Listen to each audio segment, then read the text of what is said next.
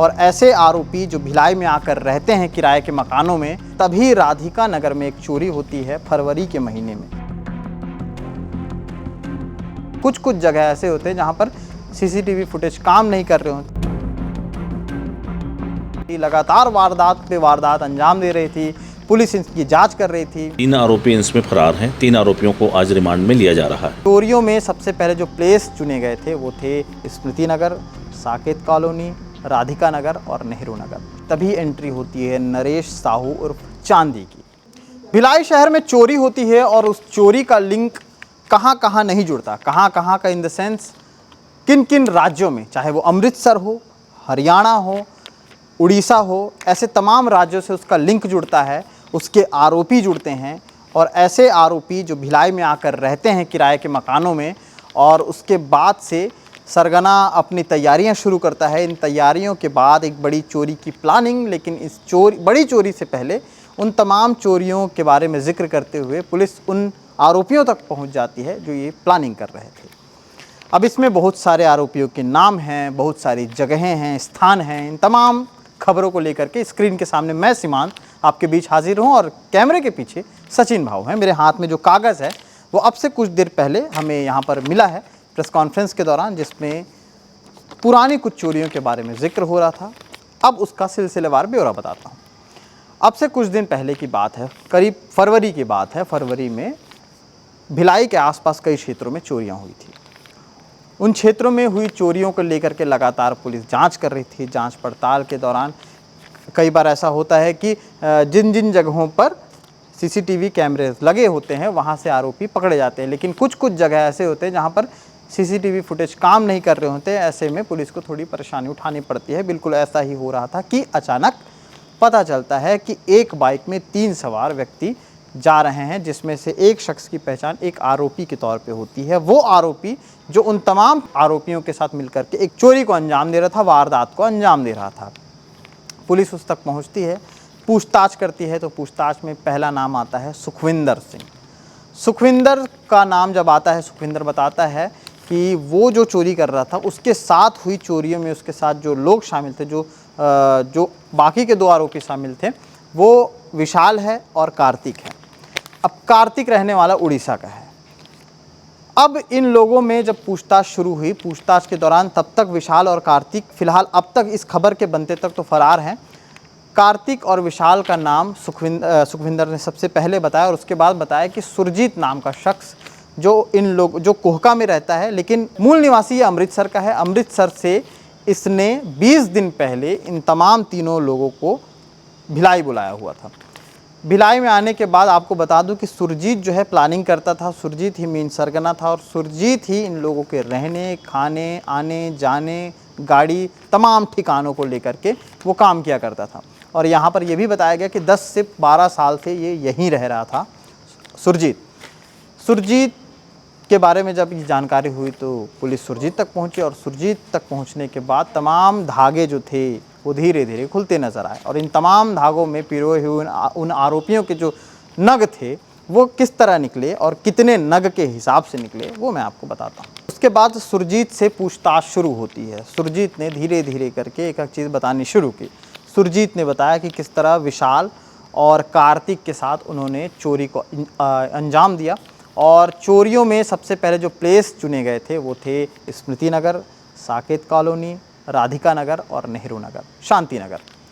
ये तमाम जगहों पर ये चोरियां कर रहे थे और ऐसे मकानों को टारगेट करते थे जो सूने मकान है। ये पुराना फंडा है चोरों का, आरोपियों का, कि इससे पहले भी आपने देखा होगा, इससे पहले भी मिक्सर बेचने वाले सड़कों पर घूमते थे और उसके बाद कुछ लोगों को उसकी नीड होती है, वो बुलाते हैं और तभी ये चोरी को अंजाम देते थे। बिल्कुल उसी तरह से इनका पैटर्न है। तमाम चोरों का इसी तरह से पैटर्न होता है कि सूने मकानों में जहाँ पर अखबारें जमा हो जाती हैं, जहाँ पर लोग आना जाना नहीं कर रहे होते हैं, ऐसे में निगरानी शुदा जो बदमाश होते हैं उनकी नज़र उन तमाम निगरानी कमरों पे रहती है, घरों पे रहती है और निगरानी के दौरान ये सारी चीज़ें वहाँ पे ये जा कर के करते हैं।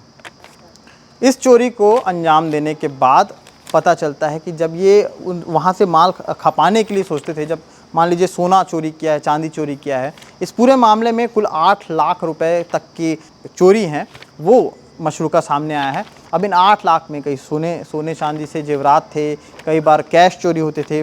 तो ऐसे में ये जो चोर थे ये चोरी करने के बाद तमाम जगहों पर भेजते थे। तमाम जगहों पर भेजने के लिए मैं आपको बता दूं कि इससे और भी लिंक जुड़े हुए थे, लेकिन इसमें मेन लिंक था भिलाई का एक शख्स महंत। माल खपाने के लिए इन लोगों ने महंत को पकड़ा, नहीं पूजा करने वाले महंत नहीं, बल्कि नाम महंत देश लहरे उर्फ विक्की, इन लोगों ने इसे पकड़ा और उसके बाद ये माल खपाने का काम करता था। साथ ही साथ अन्य जगहों पर चोरी का माल बेचने के लिए भी महंत का मुख्य रोल था, जो बिचौलिया है, जो बीच से ये सारी चीज़ों का काम करता था। इस पे भी पुलिस जांच पड़ताल कर रही है। अब महंत के बाद लगातार सुरजीत, सुखविंदर, विशाल और कार्तिक, इन चारों की जो चौकड़ी थी वो चोरी करने में लगातार लगी हुई थी, लगातार वारदात पे वारदात अंजाम दे रही थी, पुलिस इसकी जांच कर रही थी। अब होता ये था कि ये लोग कुरुक्षेत्र जो हरियाणा से था, जो अमृतसर से था, ये लोग अपने अपने जगहों पर भाग जाते थे, इसलिए पुलिस को पकड़ने में थोड़ी सी कठिनाई भी हो रही थी। इसी दौरान एक चीज़ और पता चलती है कि सुरजीत जो कैश होते थे, जो ऐसे माल होते थे जिनको यहाँ पर नहीं बेच सकता, उन्हें वो अमृतसर भेज देता था। अमृतसर में इसका भाई गुरप्रीत सिंह, उसके पास ये माल खपाने के लिए वहाँ पर ये माल भेज देता था। तो इस तरह से ये ऐसे 4 से 5 लोगों की इनकी बॉन्डिंग हो रही थी। ये पांचों आरोपी वारदात को अंजाम दे रहे थे कि तभी एंट्री होती है नरेश साहू उर्फ चांदी की।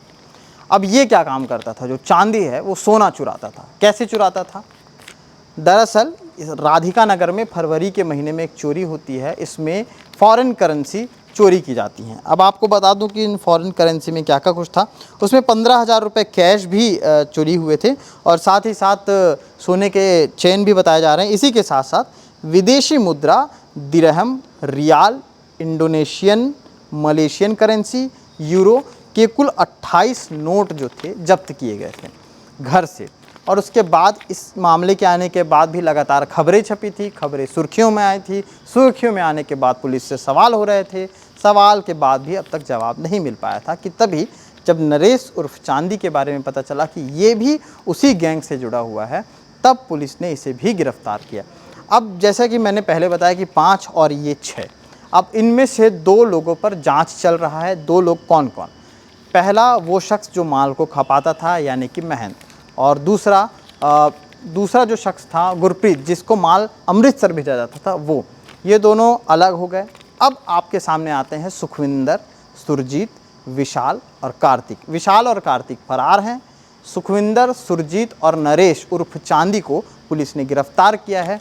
बाकी के लोगों पर जांच चल रही है और बाकी के लोगों से पूछताछ की जा रही है। इन तीनों के फुटेज आपको हम इस कैमरे के माध्यम से दिखा रहे हैं कि किस तरह से इन तीनों को पुलिस ने लाया है और उसके बाद आगे की कार्रवाई को लेकर भी इसमें जांच पड़ताल जारी है।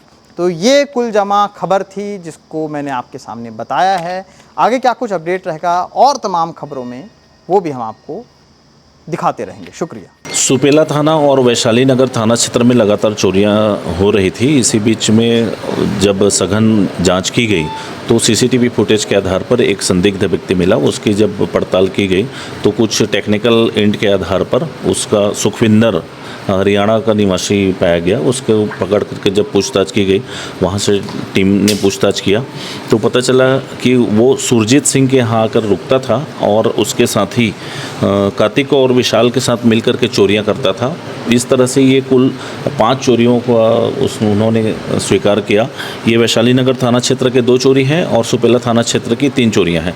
इसमें लगभग 8 लाख रुपए के कैश और माल बरामद हुए हैं और 3 आरोपी इसमें फरार हैं। 3 आरोपियों को आज रिमांड में लिया जा रहा है। पूर्व में भी ये चोरी के मामले में जेल जा चुके हैं, दूसरे प्रदेशों के जेल में। इसमें से एक आरोपी उड़ीसा का है, उड़ीसा का रहने वाला है, बालांगीर का, वो उड़ीसा में रहा।